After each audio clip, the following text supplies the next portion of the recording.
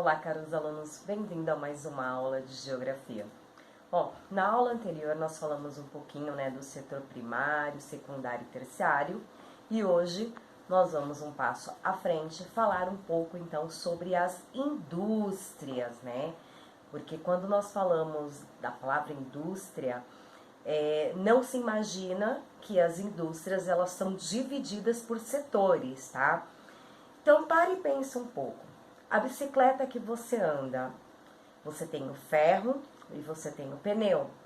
Nós sabemos que o ferro, ele vem de um mineral, ou seja, então o quadro da bicicleta, ele é um composto de vários minerais, de vários minérios na realidade, E a borracha vem o látex, da seringueira. Para isso, essa matéria-prima, que nós já vimos lá na aula anterior o que é a matéria-prima, para isso eu preciso transformar essa matéria-prima. E cada empresa é responsável pelo setor de determinadas matérias-primas, tá? Então, no caso, no Brasil, a gente teve uma imensa industrialização, tá? E as indústrias no Brasil, elas podem ser divididas entre indústrias de bens e produção. Dentro do termo indústrias de bens e produção, ou pesadas ou de base, a gente tem a extrativa, que é aquela que retira os minérios, o ferro, o alumínio, o carvão. A petroquímica, que retira gasolina, diesel e o asfalto, Porque o asfalto é feito do petróleo, para quem não sabe, tá? É uma composição que usa petróleo. Temos as indústrias químicas, que fazem tinta, cimento, vários tipos de ácidos. A metalúrgica, que faz os arames, os fios e as tubulações. Então, esses tipos de indústria, ou seja, extrativa, petroquímica, química e metalúrgica, são indústrias de produção, ou pesadas, ou indústrias de base, tá? Então, essas indústrias, elas trabalham com esse tipo, de material. Depois nós teremos também as indústrias de bens ou de capital, bens de capital, ou indústrias intermediárias. Essas indústrias também são divididas em mecânica, que é aquela que tem fabricação de tratores, empilhadeiras, motores, máquinas, tá? A princípio, o trator, ele não é mais utilizado da mesma forma como antigamente, tá? Então, os tratores hoje em dia são utilizados mais por algumas empresas, de pavimentação e de construção. Então, nós temos pouca reposição de peças de tratores, tá? Então, essas indústrias, hoje em dia, elas são um pouco menores. Indústrias navais, que são as indústrias responsáveis, então, pelos navios, pelas embarcações, pela fabricação de navios e embarcações, e as indústrias de autopeças, que fazem peças para ônibus, para carro. Então, ela se divide em três: mecânica, navais e autopeças, e são, então, indústrias de bens, capital, ou indústrias intermediárias.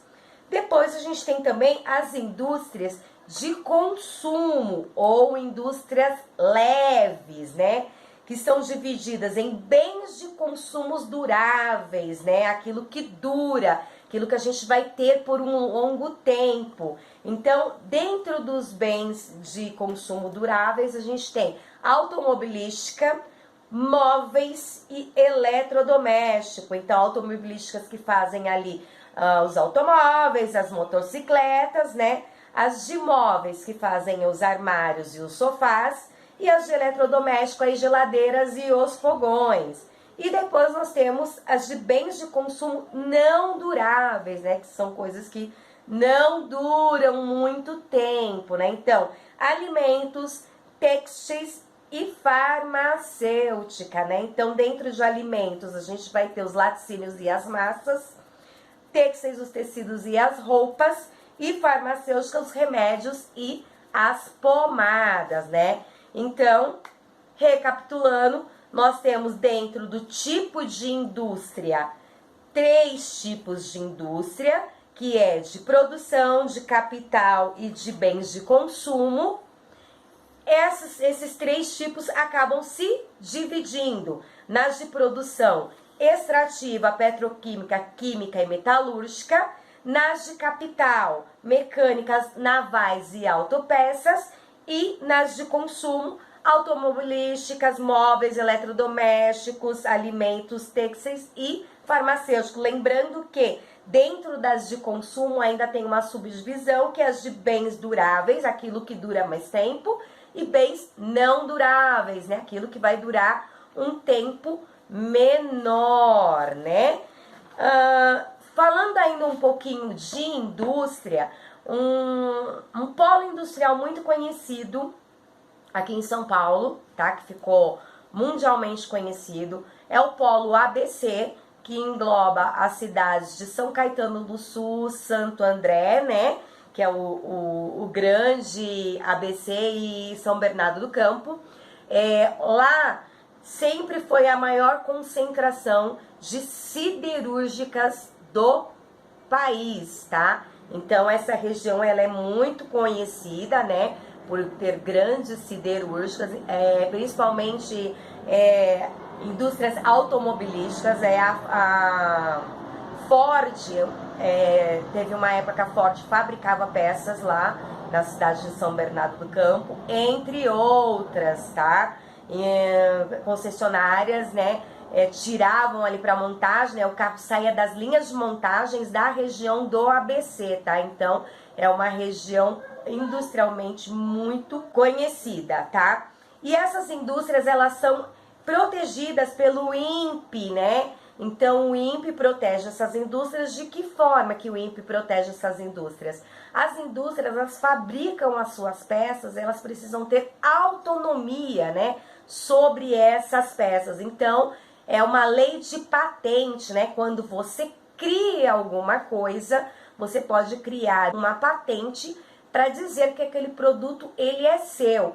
Então essas indústrias em Santo André, não só as de Santo André, São Bernardo do Campo e São Caetano, mas todas as indústrias, elas podem ter uma patente sobre o produto que elas estão criando. E quem regula essa patente, quem protege essas empresas com essa patente, é o INPE, sobre a Lei 9.279 de 1996, tá? Então todos os ramos industriais, eles têm aí uma garantia de proteção em cima dos seus inventos, ok? Então, espero que tenha ficado tudo ok em relação às indústrias, não é muito difícil. Agora a gente vai passar um pouquinho para o processo de industrialização brasileira, tá? Então, hoje o Brasil, ele é muito bem industrializado, né? Nós sabemos que nós temos vários tipos, né, de indústria, né?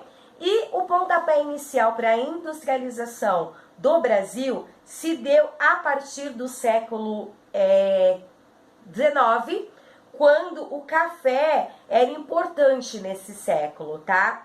Então, lá no período dos barões do café, né? Que o café ele foi uma grande economia que circulou aí, né, no Brasil, tá? Então, nesse caso, o Brasil ele exportava toneladas de café, tá, para a Europa, por conta das guerras, né, principalmente por conta da Primeira Guerra Mundial, né, e da unificação da Alemanha e tudo mais. O Brasil passou, então, a abastecer esses países, exportar café para esses países, tá? E com a crise da Europa, né, e também dos Estados Unidos, eles viram o mercado consumidor diminuir e passar por um período de queda, né? Então, esse mercado consumidor, ele teve uma grande queda, e isso diminuiu os estoques, né? E resultou, então, na quebra da Bolsa de Valores lá em 1929 em Nova York, tá?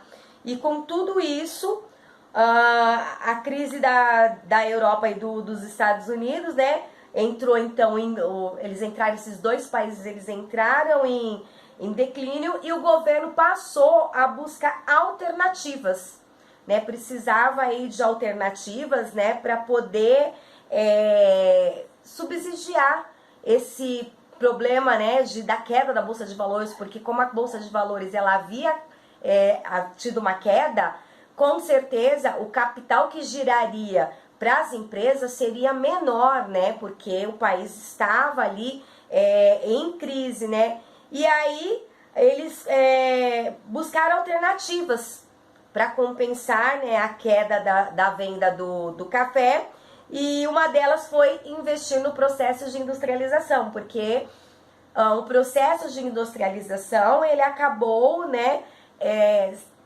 fazendo com que o café ele fosse mais exportado, né, uma quantidade maior de café nessa exportação, né. Então o café ele deixou como herança pra gente, né, o processo de industrialização, deixou também dinheiro, né, dos barões do café. Então foi, né, os barões do café que investiram, né, nessa industrialização.